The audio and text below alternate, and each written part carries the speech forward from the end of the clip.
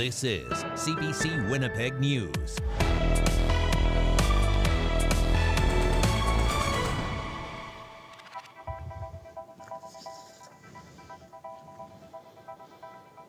Good evening and thank you for being with us. It has been just over 2 years since a bus crash killed 17 people near Carberry. In the fallout of that tragedy, a promise by the provincial government to make the intersection between Highways 1 and 5 safer. Well, now CBC News has learned that one major issue at that intersection was highlighted 20 years ago, but nothing was done at the time because of the cost. The I-Team's Kristen Annabelle has more. It was the deadliest bus crash in Manitoba's history. A minibus carrying dozens of people, most of them seniors, collided with a semi-truck on the Trans-Canada Highway where it meets Highway 5. The 17 who died are not forgotten. A memorial with crosses and flowers remains near the site of the crash, just down the road from Jordan Dixon's home. My husband was out in the field that day, had seen shortly after and had called and just saw the fire, saw traffic backed up. At that point, we didn't know any details, and it was pretty heartbreaking and shocking. With the tragedy came calls to make the intersection safer and a promise by the provincial government to make it happen by studying the intersection and weighing their options, something CBC learned was already done nearly 20 years ago. CBC obtained a 2006 report by the then NDP government, which found the intersection had several issues, including poor signage, missing median bars, tall grass, and a narrow median that didn't meet today's standards. Some would be addressed, but the report said widening the median wasn't possible due to the cost. It's so narrow. There's enough room for one passenger car to stop and actually look both ways, but there's not enough room for a truck, especially a semi or a Super B, or especially farm equipment to actually stop and go through. 20 years later, widening the median is now one of the 3 options being considered to improve safety at the intersection. Everybody in town has a story about the intersection. Some of them are quite tragic, some of them are scary. And unfortunately, it's almost a yearly thing where you have a story about it. And it's always been a concern. The other options are a roundabout and a restricted crossing U-turn, known as an R-cut, the first one on the Trans-Canada, and the option many in the area oppose. I don't know if it's a good solution for this particular location. A lot of the traffic on the Trans-Canada Highway would be crossing over Manitoba. Some of it would be unfamiliar with the area and would not know what an R-cut is. Several consultations have been held by the government to hear residents' concerns about the safety improvements at the intersection. There have been some concerns raised about some of the design options, and so I've really wanted to take the time to hear those concerns. Transportation Minister Lisa Naylor said the engineers have given her their final recommendation for what safety improvements they want to see happen at the intersection. She said that information will be given to the community at a later date. Kristen Annabelle, CBC News, near Carberry. And we now know an open house is scheduled for Wednesday evening in Carberry. That is where government officials will announce what they think is the best choice for the intersection. Well, to the province's wildfire front now, and a provincial state of emergency has now been lifted. The Premier announcing today that the emergency order would end because wildfire conditions are improving.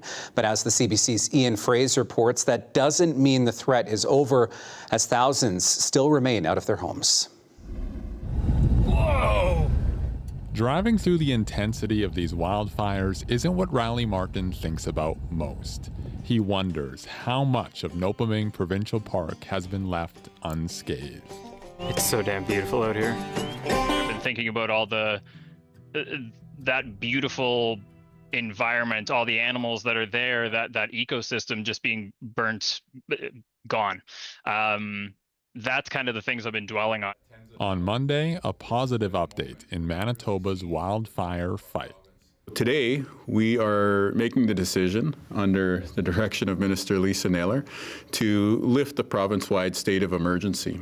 Manitoba isn't in the clear yet, but thanks to cooler, rainier weather, the Premier says there's progress. Some of those emergency orders that we had around congregate shelters, security measures, supports for pets were no longer needed. We're still providing these services, but we're able to deliver them using the normal channels of government. 13,000 people remain out of their homes, a number that's shrinking. 5,000 can return to Flin Flon on Wednesday. And I look forward to seeing everybody. And after saving hotel rooms for evacuees, the government is now saying there's space in hotels and visitors are welcome. You can travel to Manitoba, but at the same time, stay cautious. 25 fires are burning in Manitoba. For some evacuees who've returned home, some of these fires are too close. People can still expect to see smoke and active flames at times. Oh, sad for me. It's more devastating for that location. When it's safe to return to Nopaming, Martin will see the damage for himself. Until then, he's got his memories. Ian Fraze, CBC News, Winnipeg. Meantime, wildfires and evacuations have been wreaking havoc on Manitoba's northern courts. Court dates have been cancelled this month in several communities and First Nations. Manitoba's chief judge says the backed up dockets will create a snowball effect. They are notifying people about the cancellations on a week-by-week basis. Once closed courthouses and court locations are back up and running, court officials say most of the pressing cases will be prioritized.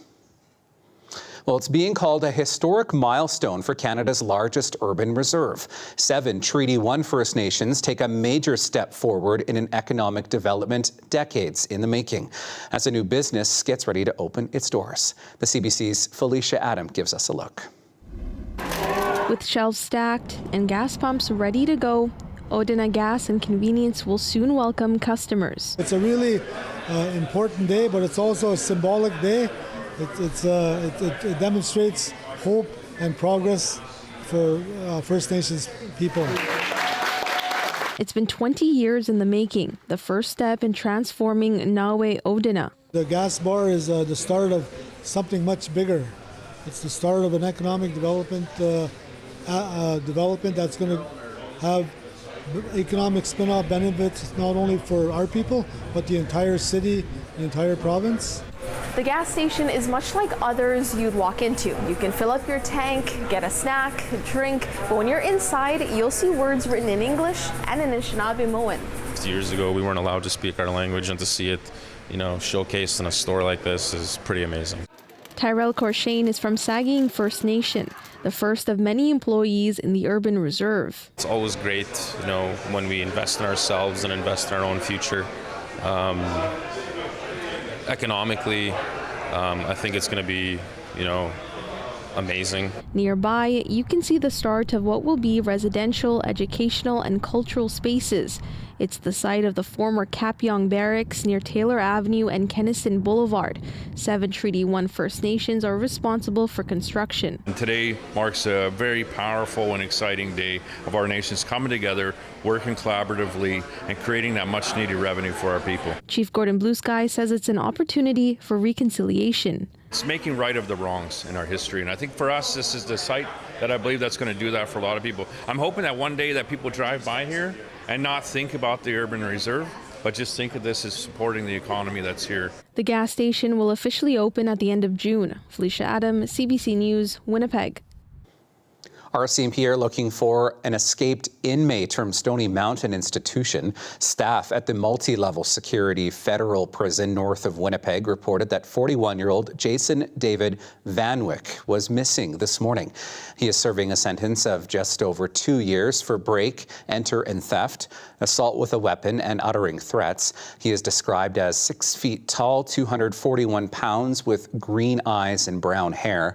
If you know anything about where Vanwyck may be, you are asked to call police. Well, a bit of a mixed bag weather-wise today. We started with a little bit of sunshine, some cloud cover, even a few passing showers through the afternoon. Meteorologist Colette Kennedy is tracking our weather for us this week. Thanks, Riley. Yeah, how about that? You know, with that cold front moving through over the weekend, at least second half of the weekend, and certainly today, yeah, we had a bit of wet weather through the end of the weekend, but it's the cooler air that's been moving in. Change with that flow coming out of the northwest. So look at the daytime highs. In many cases, really a struggle getting into some of these double digits, but even just high teens for us, certainly below seasonal into southeastern Manitoba, but most of the province, in fact. So overnight tonight, we're going to have clearing skies, but actually some patchy fog development out there as well. So watch for that. A few areas with some reduced visibility, 9 degrees overnight. But by tomorrow morning, sunny skies, 11.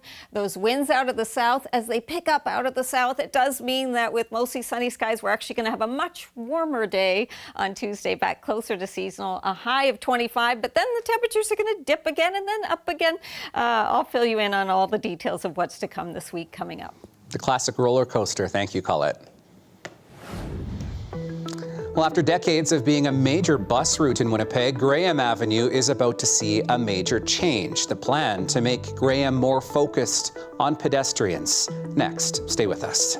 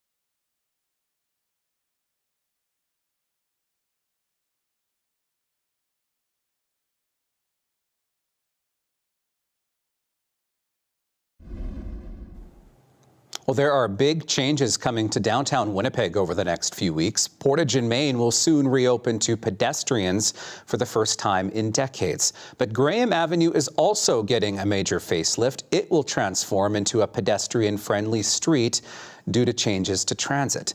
The CBC's Zabina Ahmed has more on what to expect on Graham as buses move north to Portage Avenue. Big changes are coming to downtown Winnipeg as it reimagines Graham Avenue. This 4-block section is currently restricted to buses and bikes only. Next week, as Winnipeg Transit changes its routes, buses will come off Graham and move to Portage Avenue. Hazel Boris from the city says the plan is to create a pedestrian-friendly, vibrant street in downtown. To make Graham a signature street in our downtown, a place to meet on a patio, attend a market, gather for events, read a book in the shade, or walk your dog. Winnipeg's mayor says the pilot is part of Centre Plan 2050 to get more people living and visiting downtown. He says by mid-July, Graham will have art installations and street murals. There'll be new protected bike lanes, street fixtures designed by AN Architecture and built by Tech Box students like the one that Hazel pointed out that's just behind me in front of you. New plantings, picnic tables, ping pong tables, benches and lighting. Kate Fensky, CEO of Downtown Winnipeg Biz, says the changes are a perfect example of a vision in action. One of the things that I love the most about the work that we get to do is we get to try things. They may not all work, but we get to see what sticks, what people love, what draws people here to enjoy the space. Rochelle Squires is the CEO of Centre Venture Development Corp. She says downtown was growing until COVID hit. Then came the pandemic. Momentum stalled, office towers emptied, and cracks widened, particularly for our most vulnerable citizens. Today, many of those challenges still exist, but Winnipeg is turning a corner yet again. Gillingham says the changes would start coming into effect 3 weeks after Winnipeg Transit's new routes start. He says other cities in North America have had success with creating pedestrian-only streets and hopes this one will too. Zabina Ahmed, CBC News, Winnipeg. Some voters in Winnipeg will head to the polls this fall to cast ballots in a by-election. A new city councillor in Elmwood, East Kildonan will be elected after the sudden death of Jason Schreier, who was first elected to city council in 2014. Residents will also vote for 2 school board trustees in the Louis Riel and Pembina Trails school divisions. The by-election is set for October the 25th. RCMP are investigating after a firefighter was attacked while battling a house fire in northern Manitoba. It happened in the community of Cormorant on Friday night. RCMP say one of the firefighters at the scene was allegedly attacked by a 29-year-old man. Other firefighters at the scene intervened to stop the attack and the suspect took off. The blaze was doused. The cause of the fire remains under investigation. The 29-year-old man remains at large. People gathered across the province this weekend to take part in events for National Indigenous Peoples Day. One of the main celebrations was held at the Forks on Saturday. The traditional meeting place served as a venue to celebrate First Nations, Métis, and Inuit culture. We caught up with some who were gathered there.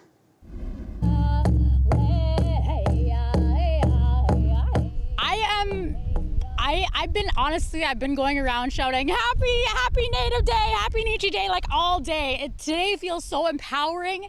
It is beautiful to see our communities all coming together and seeing so many different races in one place at the same time. It's not just Indigenous people here. Seeing our treaty relatives, our relatives that live on treaty land but may not be Indigenous, but coming here feeling welcome enough to come into the circle and make their offerings and share, that is an absolutely beautiful thing to me to see. It means a lot for our people. It means a lot that our people are recognized, and we just want to enjoy each other. We love everybody, and yeah, it's a happy day. It's a great day for us.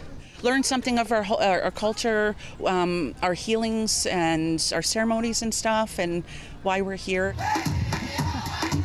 You know, Canada hasn't always had a positive connection with First Nations in the past, and that's this changes that. brings change, and I think that's important.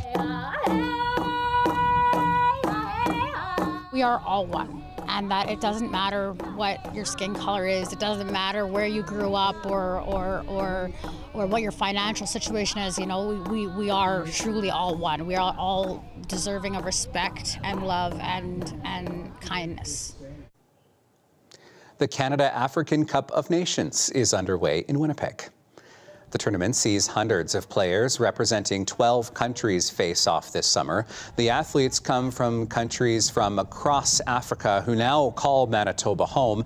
And new this year, they have invited Haiti and Ukraine to play, with the shared love of soccer bringing everyone together. Canada Africa Cup of Nations is bringing all the communities together to unite, because that's the spirit of African communities. You know, soccer is the thing that can bring us together, and it's the language that we all speak. From now until August the 2nd.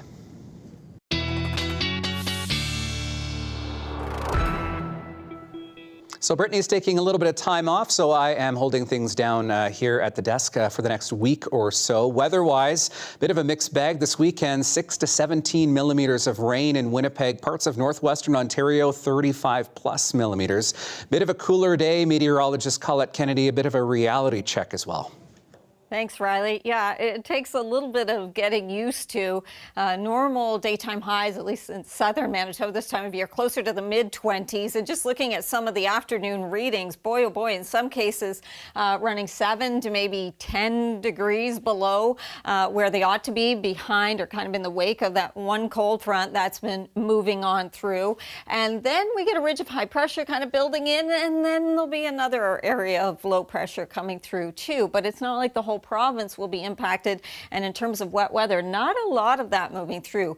Central regions, yes, a few rain showers as this next low comes on through, and that's kind of through tonight and into tomorrow. But further south, we do stay dry, other than right around the international border where there could be a little bit of wet weather there.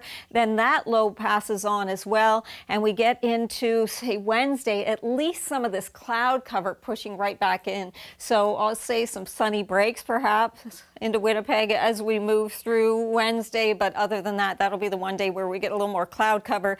Next really best chance, we could have a few sprinkles there, but the next best chance to get into some rain showers in the southeast here would be more towards Friday night and into Saturday. Winds really playing a factor here, because cooling us down in the wake of that one area of low pressure with that counterclockwise circulation, right, with the northwesterly flow. But look how they're going to be popping up as we move through the day. A little bit gusty, the winds at times, but popping up and moving around to the southwest, and that helps the temperature to pop up. And then they're going to go back down around on Wednesday, and it'll be a little bit cooler once again. So these are all the things we have to adjust to. A really nice day, closer to seasonal, a normal high 24 for this time of year, 25, mostly sunny after a little bit of patchy fog, possible overnight and into the early morning hours. Wednesday, that slim chance, especially further south towards the border or towards central areas, 22 with the cooler air because of the breeze coming more from the north to northwest. But then Thursday, Friday, yes, by Saturday, Friday night into Saturday, that chance of showers, but also look at the temperature approaching 30 degrees. It's not going to stay there. I'll have more details with the 7-day coming up. Thanks, Colette. We here's some shots of La Broquerie as we head to break on a damp Sunday yesterday. We have more ahead right after this.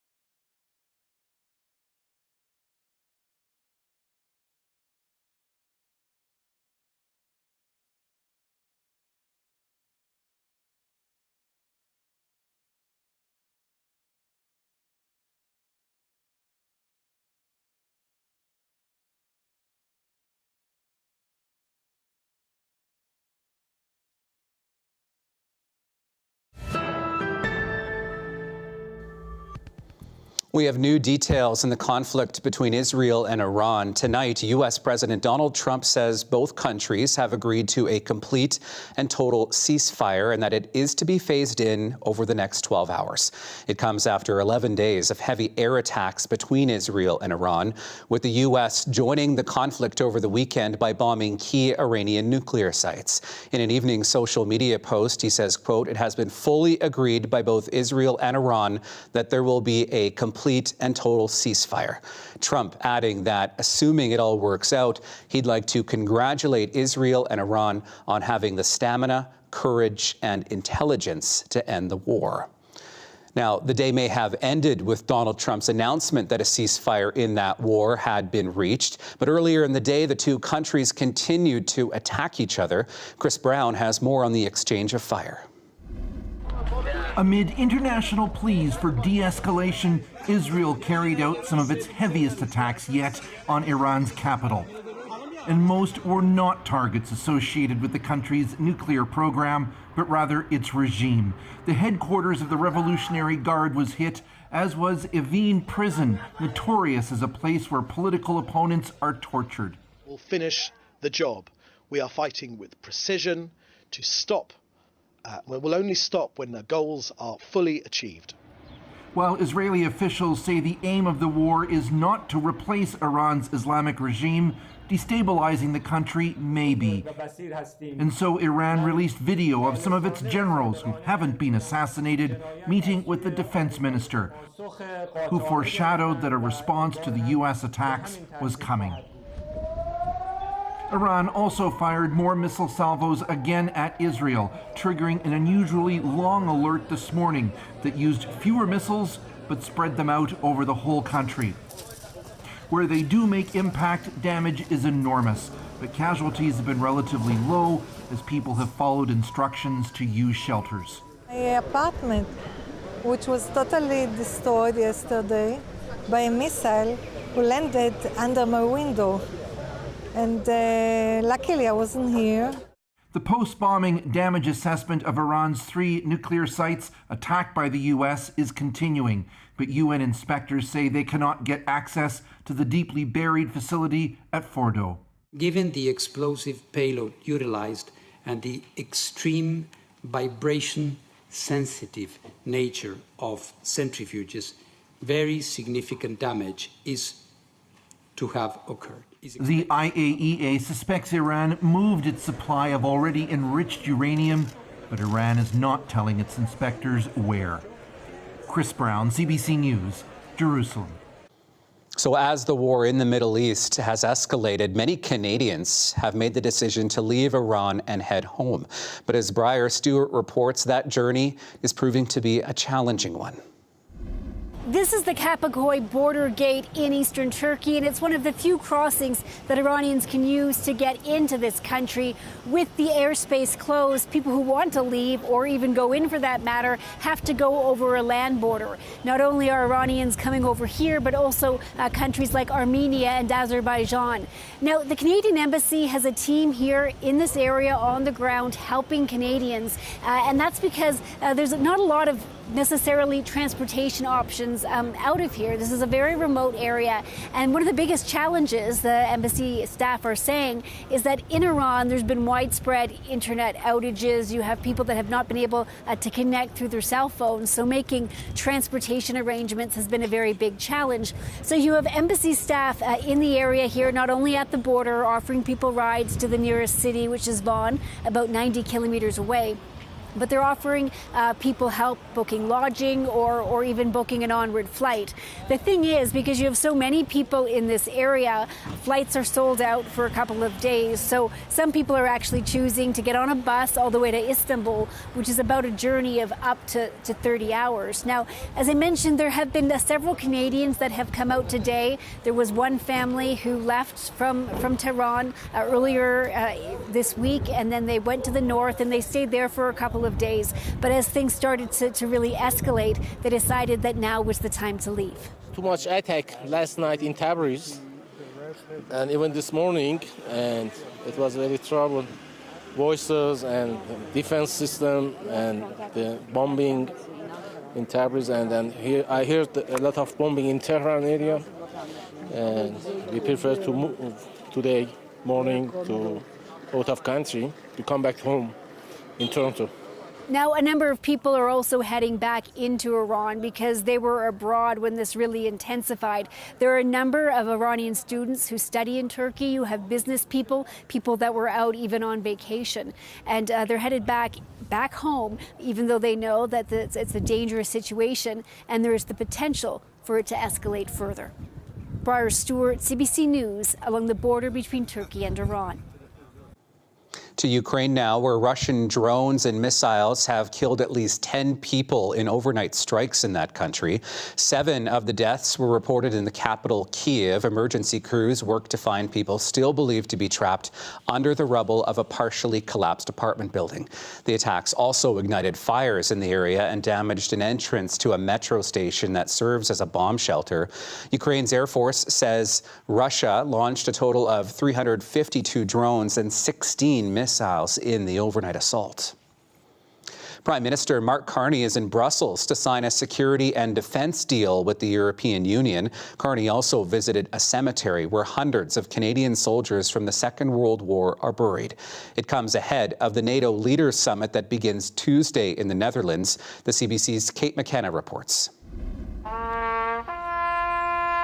At a military cemetery in Belgium toured by the Prime Minister, Canada's long-standing relationship with Europe is clear. Nearly 350 Canadian soldiers are buried here. Now Canada has signed a new deal aimed at bringing Canada and Europe even closer. As the saying goes, hard times reveal true friends. Today, this is a new era of cooperation, and this will make us both more resilient and more prosperous.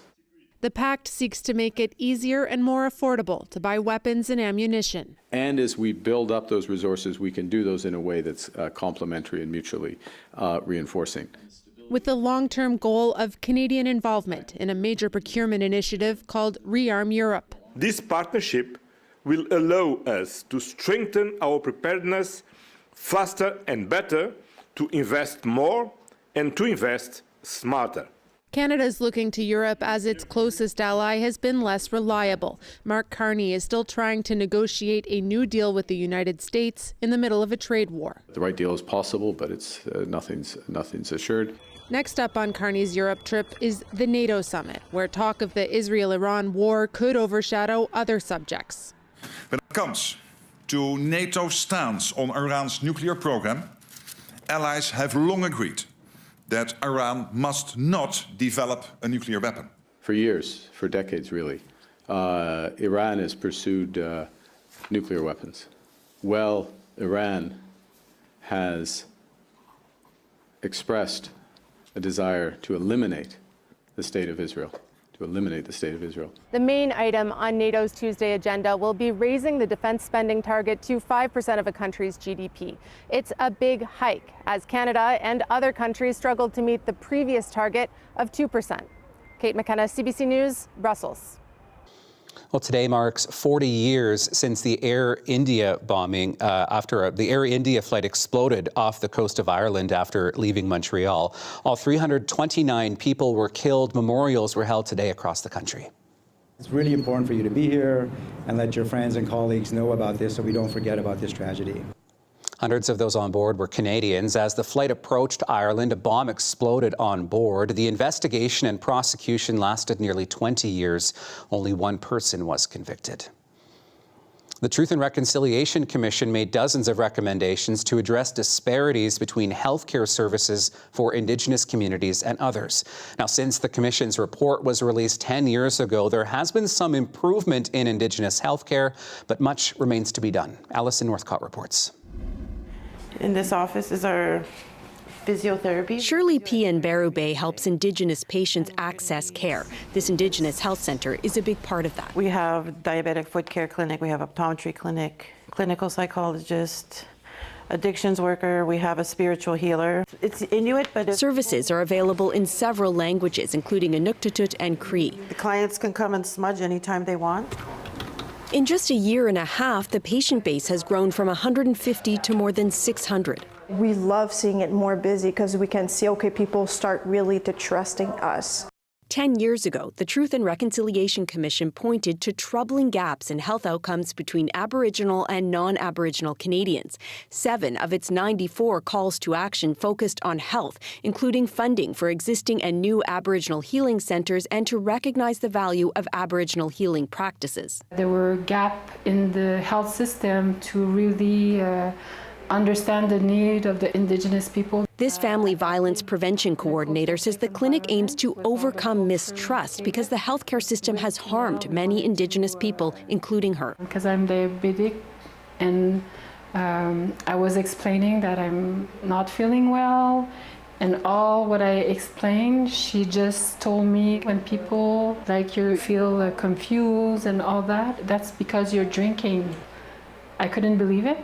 According to the site Indigenous Watchdog, while some of the health calls to action are in progress, others have stalled and none are complete. There's been positive things done across the country in different jurisdictions, where they're providing funding to try and alleviate some of the issues. Just that what they're doing isn't enough. Access is a major issue. Once this Addictions and Trauma Treatment Centre is complete, people in Nunavut can receive culturally based care without traveling south. I'm hopeful that once this is up and running, that we have an opportunity to look at being able to build centres in each of Nunavut's regions. But she says the needs go beyond that too, and there's still work to do. Alison Northcott, CBC News, Montreal. Coming up, as Graham Avenue gets ready to become pedestrian friendly, we'll meet some of the students who are helping to transform the street. That story ahead. Stay with us.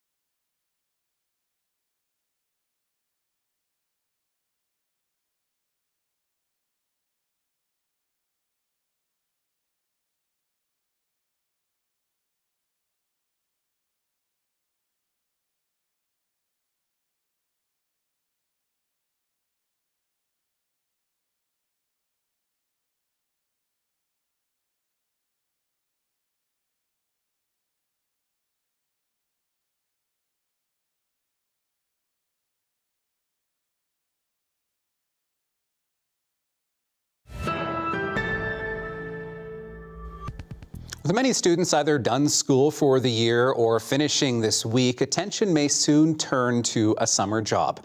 But it is already proving to be a tough summer for job seekers, especially young Canadians. Economists say it is one of the worst labour markets for young people in decades. Georgie Smythe explains what's behind the slowdown. Highlight sort of this section and turn it. Sho Ritko is getting some help tinkering with their resume, restructuring it, adding certificates, anything that might help them stand out in a very tight jobs market. It's hard. It's hard. I have a spreadsheet of all the jobs that I applied to within like a 2-month period, and it was over 80, and I only heard back from 2 of those, and they were both gig jobs, so nothing stable. Just a few years ago, Canada had a shortage of workers, but now hiring is down. Many economists blame the trade war for fueling uncertainty and say employers are reluctant to bring on new staff. Canada's unemployment rate for 15 to 24-year-olds is more than 14%. That's 1.4% higher than last year and double the national average. You type in what you want, like part-time, full-time, and then where you're from.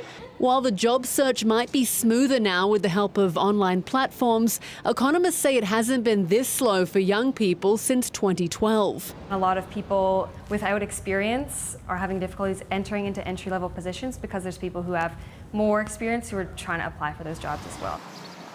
Employment agencies say there's more competition for summer jobs and casual work, ones teens or young adults often fill. It's just like getting the first job that's so hard. I've tried to apply for jobs for like a year now, and just like most places like don't get back to me, or they just like say no. Just a real trying time for Canadians under 25, especially in their teenage years. And he says it'll continue to be hard as long as the trade war drags on. Getting the ship turned around for job seekers is just going to require a turnaround in the overall economic situation, which can happen quickly, but we need things to actually change on the ground.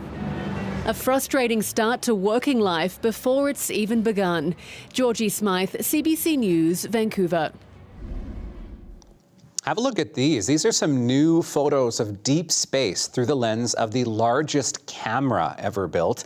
These are the first images from the Vera Rubin Observatory in Chile. Its mission is to create an ultra-high-def movie of the universe.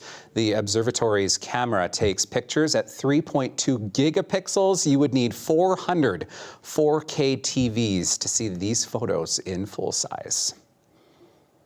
Back here on Earth, it was another very hot day in central Canada, with much of southern Ontario and Quebec continuing to roast under soaring temperatures, with several heat warnings remaining in place.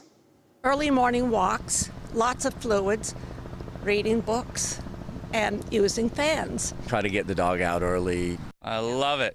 I love it. Yeah, nothing better. It's been a long winter, and we love the heat. Temperatures reached well into the mid-30s. Tack on the humidity and it felt more like the mid-40s. Toronto is offering more than 500 air-conditioned spaces for residents to cool down. The city handed out thousands of water bottles, and several public pools are open until the heat warnings end. Montreal also has public facilities open to help cool down, including pools, beaches, and air-conditioned libraries, with people encouraged to stay hydrated and be on alert for early signs of heat exhaustion.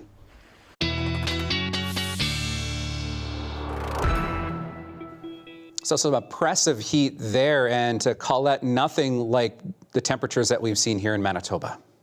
Yeah, that's right, Riley. Some extreme heat, certainly a vast area included in the heat warnings across Ontario and into Quebec. Many records falling, including today at Pearson, up to 36 degrees for Toronto. The old record was down there in the low 30s, 32.8 from 1983. So that heat kind of peaking today, at least in Ontario, but still at least one more day there and into Quebec of getting into that heat, or that kind of heat with these humidex values there up into those mid 40s. So absolutely oppressive. Then closer to home, you can see this area of low pressure here into northern parts of Manitoba, and that's kind of tracking eastward. Then another one setting up coming out of Alberta and along that cold front into Saskatchewan with some that rain shower activity that will push towards central Manitoba.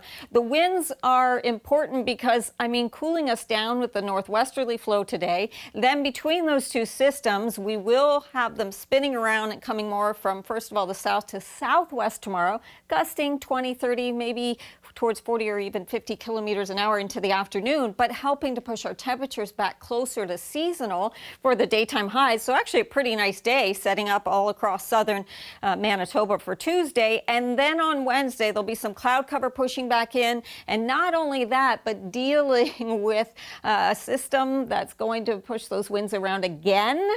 So this is the ups and downs of this week, where the wind's playing that role that's affecting our temperatures. So Wednesday, the temperatures come back down a little bit. Certainly some cool readings tonight to the north. We're talking about single digits all around. And in terms of tomorrow, there's that bit of wet weather with this next system moving through that just kind of wants to track right through the central part of the province. And then further south, we're staying drier and finally getting those temperatures back up there and get some mid-20s coming back. Coming off of the summer solstice, hours of daylight, yeah, we're still over almost 16 and a half. Okay, we never quite get to 16 and a half, but some significant hours to get out there and enjoy tomorrow after a bit of morning fog. This is Willow from David and Angie. What a sweetheart. Is that a little bit of white there, or just the lips? So cute. And I love those dark eyes. Look at that. And in terms of your dog walking forecast, hey, no red paws here, no yellow paws. It's all green light, go, get out there and enjoy it. All right, thank you so much, Colette. And you can keep sending your pics to talkback at cbc.ca. Well, as we showed you earlier, big changes are coming to Graham Avenue this summer. Starting at the end of the month, buses will be moving off of Graham and onto Portage Avenue. It's part of the massive Winnipeg Transit reorganization. Now, the plan is to make Graham Avenue more focused on pedestrians, and part of that makeover are new benches that are being made by TechVoc high school students in their welding shop. Jim Agapito gives us a look. Graham Avenue. For decades, this street has been a bus, bike, and pedestrian-only transit corridor in Winnipeg.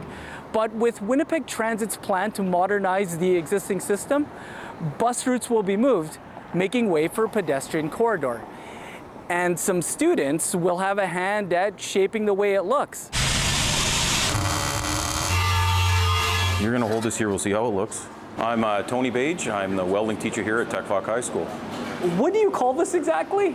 We just call them city boxes for Graham Street, the Graham Street City Box Project. How many of these did you make? We made 40 of them. We made 40 of them all together. I think there's going to be 4 of these benches going downtown. This is just the Core 10 steel. There was a jig that we made that put it together, tacked it all together. And then these fine young gentlemen here, they did the vertical down welding, butt welds. What was the process like to get involved? Because obviously there's collaboration there between the city, the school, yourself, so tell me about that. Well, my vice principal approached me with an architect that was in charge of it, and they threw out some ideas. We collaborated with what would work, what wouldn't work, and came up with some nice ideas. Get it nice and even all the way around? Well, first of all, when they saw the designs, they couldn't even figure out what the heck it was, so I had to kind of draw something to make, okay, this is what it's going to look like. We asked the architect for another picture, so they got an idea. Okay, now because they just thought it was just a metal box, but when they saw the end product, they got really excited. And as we were putting them together, we came across, certain issues that we had to figure out to make it work better. So that was a good learning thing for the students, how engineering, designing works. Here, the instruction part of it was just they already knew the welding processes, so it was just getting them to work together as a team and then see the benefit of it after. Hi, my name is Chris Manis. I go to TechVoc. I'm 17 years old, and I'm in welding. So first we started off with the metal, and we plasma cut it to make the squares into the boxes.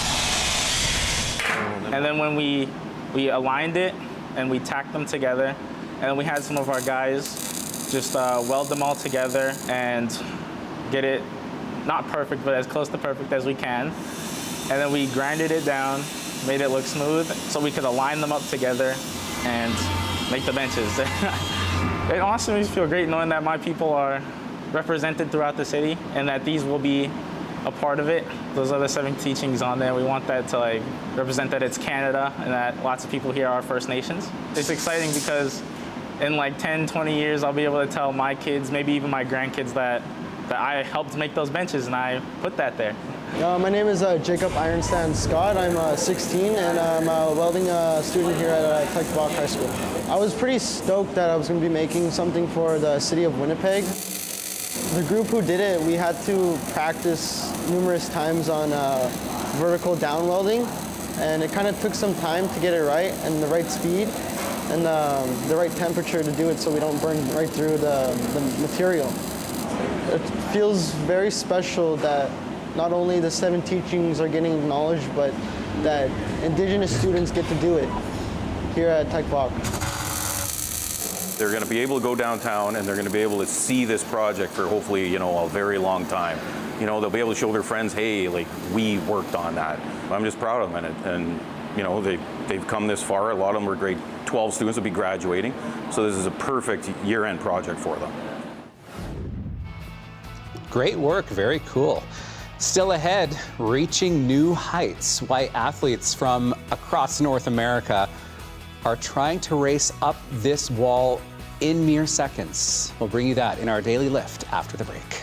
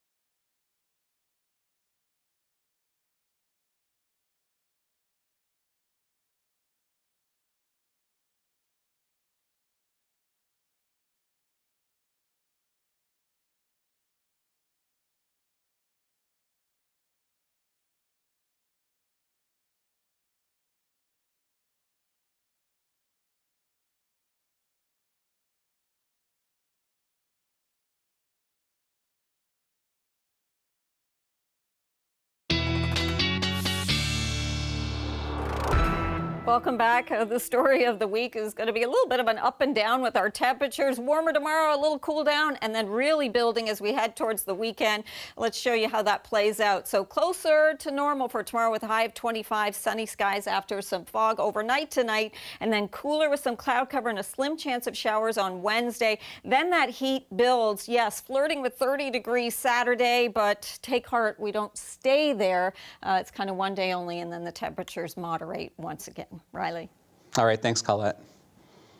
Well, climbers from Canada and the United States put on a show this weekend in Edmonton. It was all part of the North American Cup series of sport climbing. The goal, race up a wall in mere seconds and, of course, be the first one to reach the top. What it takes to be a speed climber is our daily lift.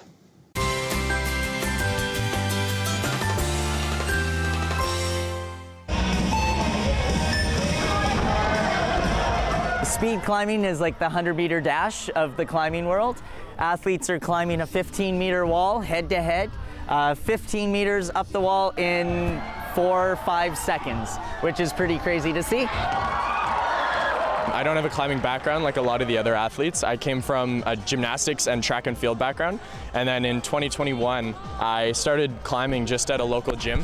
And the national team head coach for speed climbing happened to work there. And so I kind of just got drafted into the program and honestly never looked back. I love it. I like to describe it when I'm explaining it to people like running across a tightrope. You have to be so precise on all of your foot placements, and the best athletes in the world slip all the time.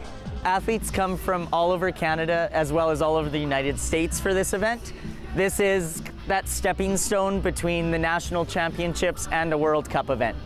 Nothing is going through my brain, honestly. Most of the emotions are before and after. I don't really think of anything during. About 2 years ago, I was competing in bouldering and lead only, and I decided why not sign up for speed. I did okay, and then wanted to train it because it was really fun, and here I am. It is absolutely growing. It's pretty crazy to see.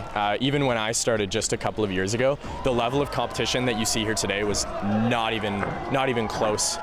It's an amazing feeling. I've done a lot of sports, and there's none of them are as rewarding as speed climbing.